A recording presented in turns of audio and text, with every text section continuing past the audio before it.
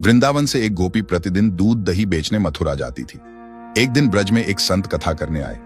वो गोपी भी उनकी कथा सुनने गई। संत ने कथा में कहा, भगवान के नाम की बड़ी महिमा है। इस नाम का जाप करने से बड़े संकट टल जाते हैं। नाम तो भव सागर से तारने वाला है। यदि भव सागर से पार होना है तो भगवान का नाम कभी मत छोड़ना।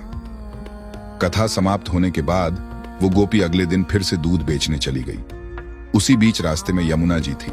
इसको देखकर गोपी को संत की बात याद आ गई कि संत ने कहा था, भगवान का नाम तो भवसागर से पार लगाने वाला है। उसने सोचा, जिस भगवान का नाम भवसागर से पार लगा सकता है तो क्या उन्हीं भगवान का नाम मुझे इस साधारण सी नदी से पार नहीं लगा सकता। इसी निस्वार्थ भाव के साथ गोपी भगवान का नाम लेकर यमुना जी की ओर आगे बढ़ गई। अब जैसे ही उसने यमुना जी में पैर रखा तो लगा मानो जमीन पर चल रही है, और ऐसे ही वो सारी नदी पार कर गई। दूसरी पार पहुंचकर उसे बहुत ही प्रसन्नता हुई और मन ही मन सोचने लगी कि संत ने तो ये तो बड़ा अच्छा तरीका बताया पार जाने का, अब रोज रोज नाविक को भी पैसे नहीं देने पड़ेंगे। एक दिन गोपी ने विचार किया कि संत ने मेरा इतना भला किया, मुझे उन्हें खाने पर बुलाना चाहिए। अगले दिन गोपी जब दही बेचने गई तब संत से घर में भोजन करने को कहा। संत तैयार हो गए। अब बीच में फिर यमुना नदी आई।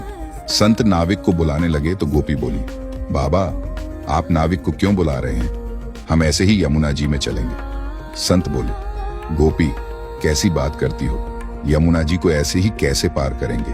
गोपी बोली, बाबा आपने ही तो कथा में कहा था कि भगवान का नाम लेकर भवसागर को भी पार किया जा सकता है, तो मैंने सोचा जब भवसागर से पार हो सकते हैं तो यमुना जी से पार क्यों नहीं हो सकते। मैं ऐसा ही करने लगी, इसलिए मुझे अब नाव की जरूरत नहीं पड़ती। संत को यह सुनकर विश्वास नहीं हुआ और वो गोपी को कहने लगे, पहले तू चल, मैं तुम्हारे पीछे पीछे आता हूं। गोपी रोजाना की तरह नाम का आश्रय लेकर यमुना जी को पार कर गई। गोपी को देखने के बाद जैसे ही संत ने यमुना जी में पैर रखा तो झपाक से पानी में गिर गए। ये देखकर संत बहुत हैरान हो गए। अब गोपी ने जब देखा तो कि संत तो पानी में गिर गए हैं, तब गोपी वापस आई और संत का हाथ पकड़कर जब चली तो संत भी गोपी की भांति ही ऐसे चले जैसे जमीन पर चल रहे हों। ये चमत्कार देखने के बाद संत उस गोपी के चरणों में गिर गए और कहने लगे कि गोपी तू धन्य है। वास्तव में तो सही अर्थों में नाम का आश्रय तो तुमने लिया है, और मैं जिसने नाम की महिमा बताई तो सही पर स्वयं नाम का आश्रय नहीं लिया।